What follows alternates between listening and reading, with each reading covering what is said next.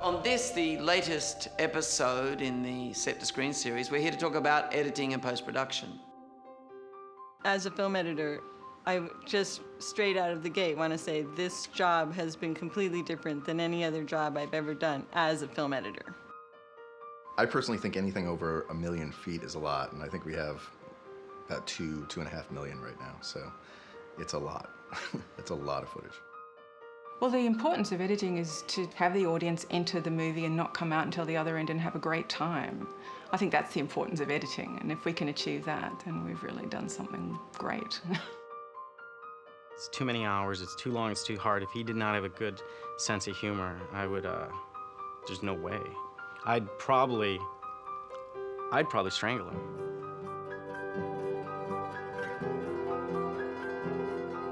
I'm continually surprised even now when I meet folk who are not involved in the filmmaking process and they say, well, you shot the film, and they're like, what are you doing? When can we see it? And I say, well, we're in post, you know, and I say quite flippantly, I say, well, we're in post, expecting them to go like, oh my goodness, we won't see you for 3 years.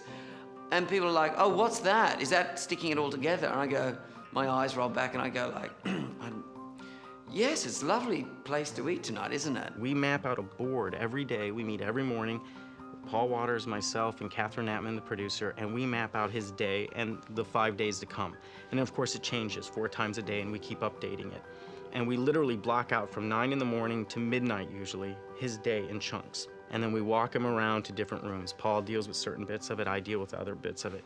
There are 2 factors that are working upon the process. One, you made a plan. You made the plan on paper. That's called the script.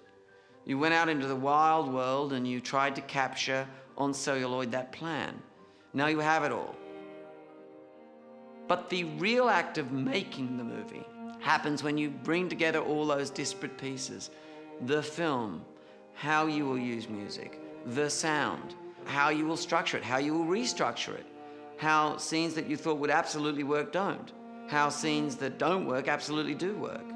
In the simplest terms, you take all the material that is captured on film and you craft it into a story that is a combination of true to a script, true to a director's vision that is beyond the page, and then true to what happened to be manifest on the day when it was committed to film.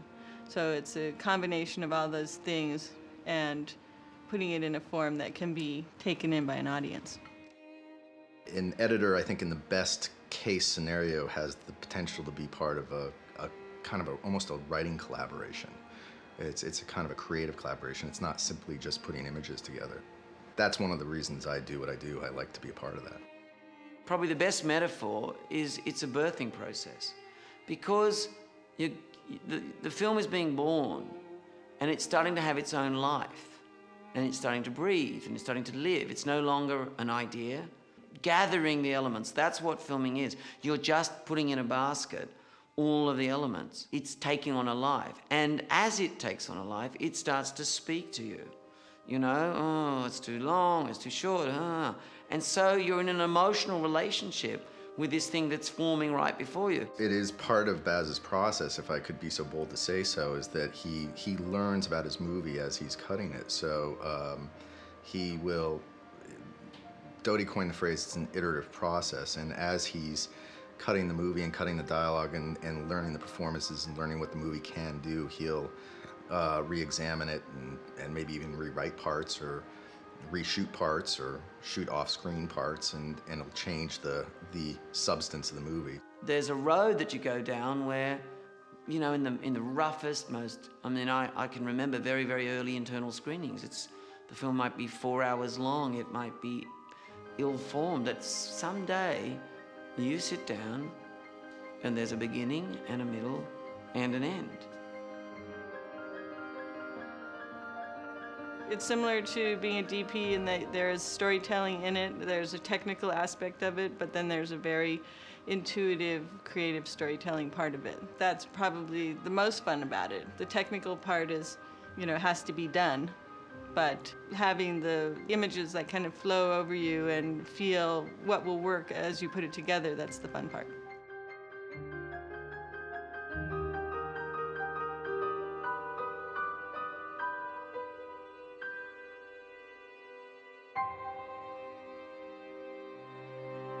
people are so surprised how many people are involved in post-production.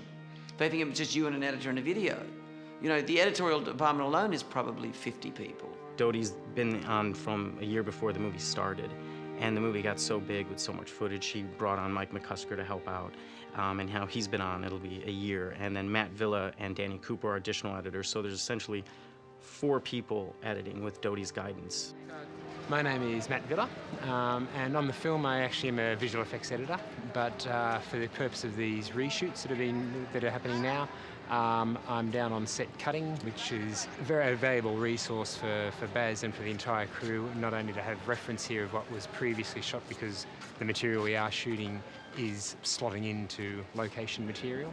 We're taking a feed directly out of the video tap, which is what the film cameras are seeing as they shoot it. So literally within 2 seconds after they call cut, we've got the material here and we can start cutting. Well, to be the first assistant editor is basically making sure that the editors have everything they need.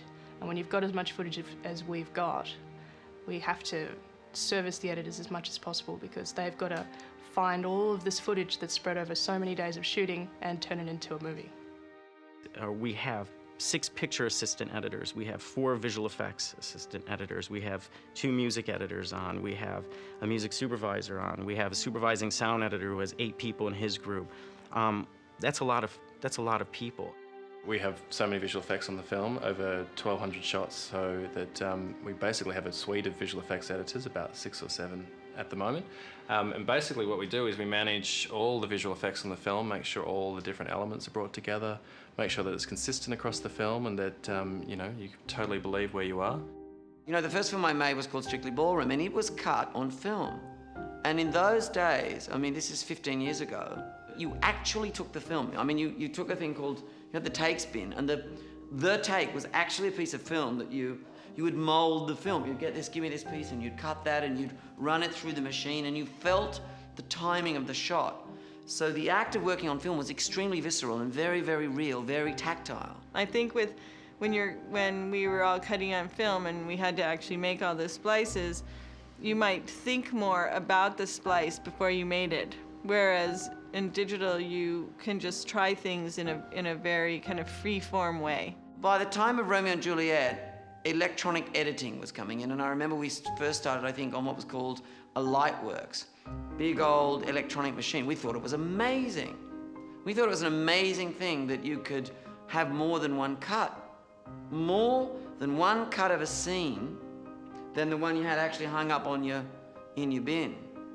Now, you might have 45 cuts of a scene. When they first started selling new technology, what it was touted as you can do so much so quickly. You know, you can do so many, you can cut this so quickly. You'll need less time, less assistant editors, less money to put into post, but that's not the case actually. Obviously there's certain, you can show certain versions, you can show many more versions, you can get through a certain amount of work a little bit faster, but the decision making and the process is still a human based, it's still a human thing, and to contemplate and find out where the best movie is in the midst of all the footage still takes a certain amount of time. I can cut anything in any way that anybody can think of, including myself. So really the only construct, the thing that constrains you is your brain.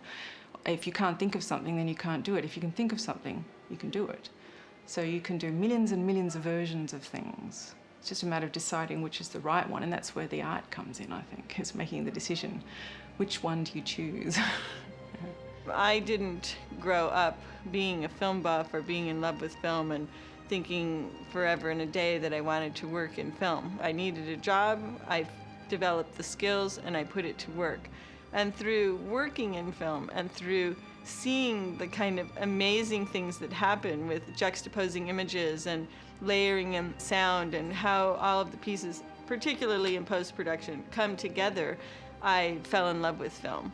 And that's what is the real story of how I got to where I am. When I was growing up, I was always really impressed. I admired Francis Ford Coppola greatly. And he always used to say, you know, when he was about my age, gee, you know, the next generation, they're going to be able to just make, because he was very early into electronics, they're going to be able to make films on a, you know, by themselves with a video camera and a small computer. And I was a bit like, Yeah, that'll be in, the year 3000, and it's true. The key to filmmaking is having an idea and applying yourself. The key to it is having enough passion and being able to confront fear enough to imagine it, write it down, make a plan, get your video camera, get your friends together, tell the story, and stay with it until there's a beginning, middle, and end.